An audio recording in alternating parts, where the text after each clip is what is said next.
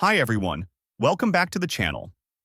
In today's video, I'll show you how to allow camera access on your iPhone. So let's get started.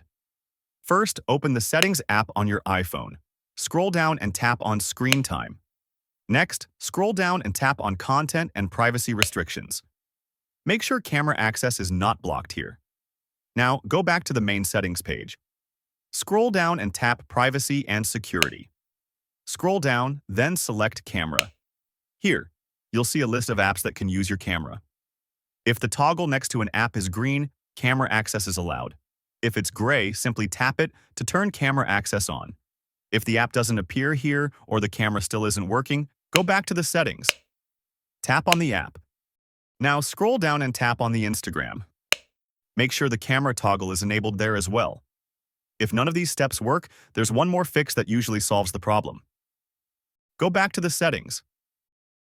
Tap on General. Then tap on iPhone Storage. Scroll down and tap on the Instagram app.